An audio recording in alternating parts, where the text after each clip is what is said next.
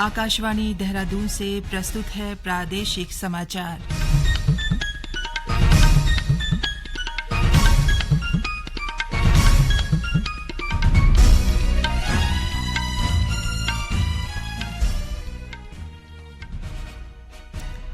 पहले मुख्य समाचार।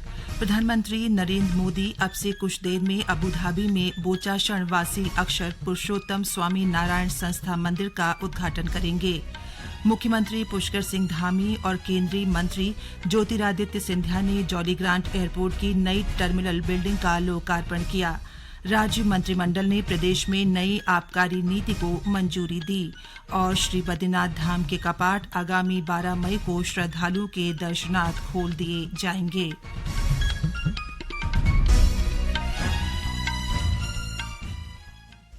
नमस्कार, समाचारों के साथ मैं पंकज सनवाल खुलवे। अब समाचार विस्तार से।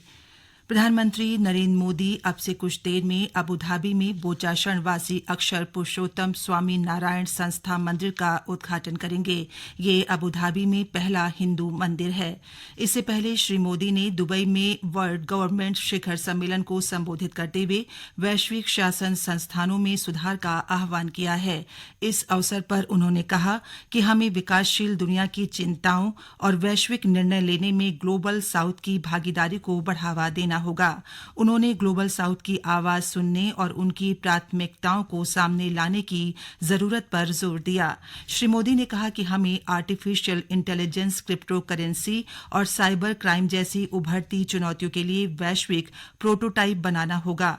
उन्होंने विकासशील देशों की राष्ट्रीय संप्रभुत्ता को प्राथमिकता देने और अंतर्राष्ट्रीय कानून की गरिमा बनाए रखने की आवश्यकता पर भी बल दिया। मुख्यमंत्री पुष्कर सिंह धामी और केंद्रीय नागर विमानन मंत्री ज्योतिरादित्य सिंधिया ने आज जॉलीग्रांट एयरपोर्ट की नई टर्मिनल बिल्डिंग का लोकार्पण किया। कार्यक्रम में वर्चुअली प्रतिभाग करते हुए केंद्रीय मंत्री ने कहा कि उत्तराखंड में नागर विमानन का विस्तार जारी है। उन्होंने कहा कि आने वाले समय में कनेक्टिविटी को बढ़ाने के लिए राज्य में नए एयरपोर्ट और हेलीपैड बनाए जाएंगे। उन्होंने कहा कि एयरपोर्ट पर धर्म और आध्यात्म की छवि नजर आएगी। कि विकास भी हो और विरासत भी, समृद्धि के साथ साथ संस्कृति भी, और यही हमने देहरादून के एयरपोर्ट में दर्शाने की कोशिश भी की है। जहां हमारे बौद्ध धर्म के प्रार्थना पहिए आपको टर्मिनल के बाहर वाले पिलर्स में देखेंगे, और उसी के साथ हमारे स्तंभों में जो प्रेरणा हमने ली है कि हमारा राज्य का, हम लोगों का ब्रह्म कमल के रूप में वो पिलर्स भी हम लोग ने स्थापित की है, ताकि भारत की और क्षेत्र और राज्य की संस्कृति की दृश्य भी हमारे विमानतल में दिखे।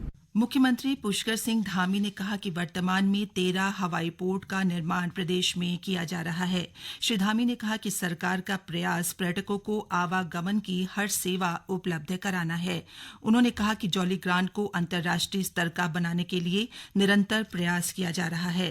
एयरपोर्ट के निदेशक प्रभाकर मिश्रा ने बताया कि लगभग 486 करोड़ की लागत से बनाया गया नया टर्मिनल उत्तराखंड का सबसे बड़ा हवाई अड्डा बन गया है।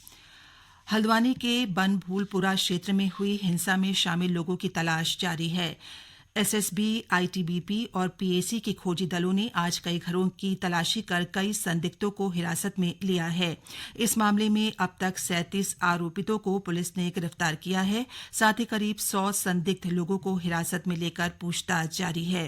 नैनीताल की जिलाधिकारी वंदना सिंह के निर्देश पर बनभूलपुरा स्थित स्वास्थ्य केंद्र में बच्चों और गर्भवती महिलाओं के इलाज के लिए डॉक्टर तैनात किए गए हैं।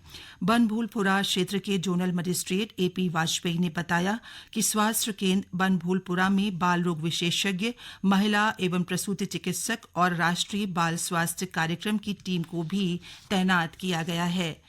34वें सड़क सुरक्षा माह के तहत चंपावत के विभिन्न स्थानों में जागरूकता रैली निकालकर लोगों को यातायात के प्रति जागरूक किया गया।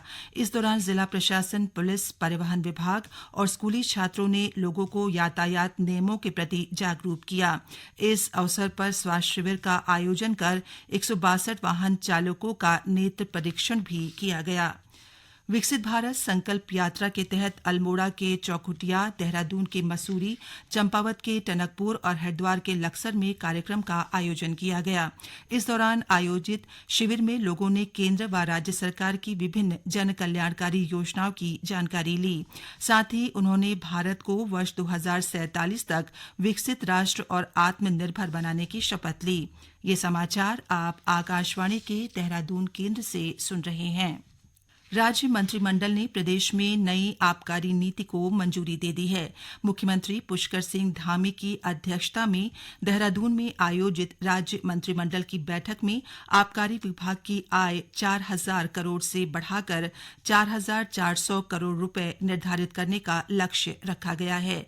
राज्य मंत्रिमंडल की बैठक में लिए गए निर्णयों की जानकारी देते हुए मुख्य सचिव राधा रतूड़ी ने कहा कि बैठक में विधानसभा का आगामी सत्र गैरसैंण में न कराकर देहरादून में आयोजित करने पर सहमति बनी है। गौरतलब है कि अगला सत्र इस महीने के अंत में आहूत किया जाना है। चमोली जिले में स्थित श्री बद्रीनाथ धाम के कपाट आगामी 12 मई को प्रातः 6 बजे पूरे विधि विधान और वैदिक मंत्रोच्चार के बीच श्रद्धालुओं के दर्शनार्थ खोल दिए जाएंगे।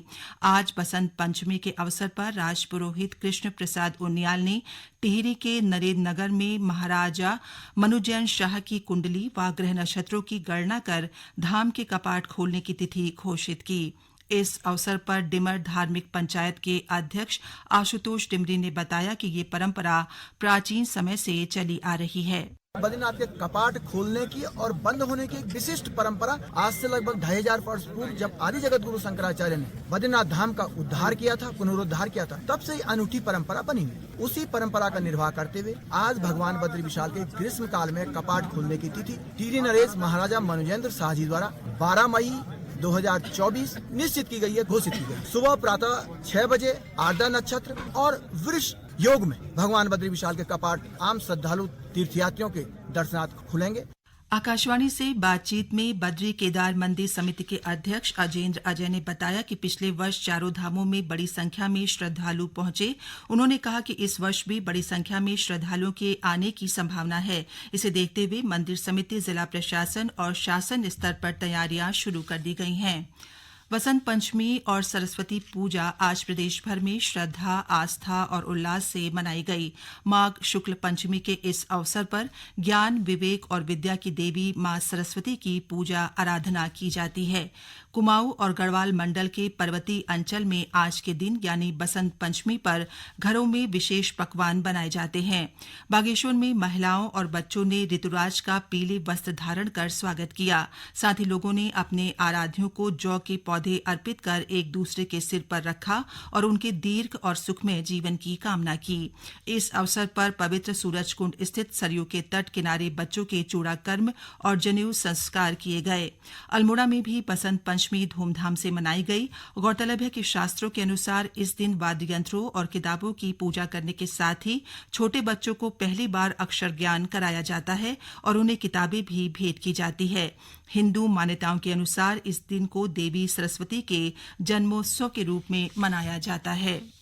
निर्वाचन आयोग ने प्रदेश में आगामी लोकसभा चुनाव की तैयारियां शुरू कर दी हैं। इसके लिए जिला निर्वाचन अधिकारी जिला स्तर पर मतदाताओं को मतदान के प्रति जागरूक करने के लिए विभिन्न कार्यक्रम आयोजित कर रहे हैं।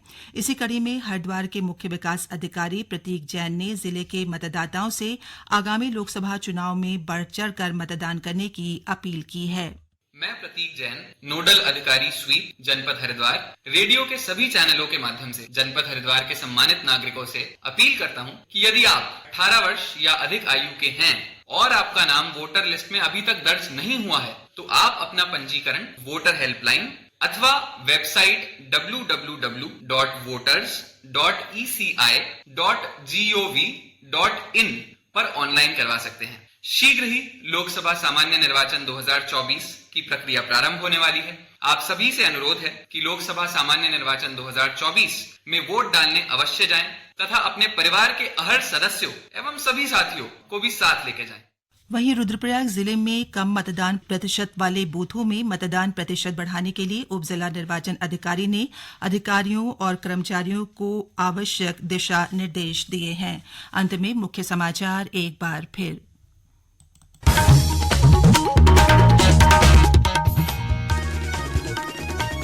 प्रधानमंत्री नरेंद्र मोदी आज अबू धाबी में बोचाशण वासी अक्षर पुरुषोत्तम स्वामी नारायण संस्था मंदिर का उद्घाटन कर रहे हैं।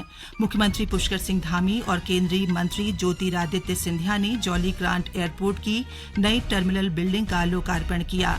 राज्य मंत्रिमंडल ने प्रदेश में नई आबकारी नीति को मंजूरी दी और श्री बद्रीनाथ धाम के कपाट आगामी 12 मई को श्रद्धालुओं के दर्शनार्थ खोल दिए जाएंगे। इसके साथ ही प्रादेशिक समाचार का ये बुलेटिन समाप्त हुआ। नमस्कार।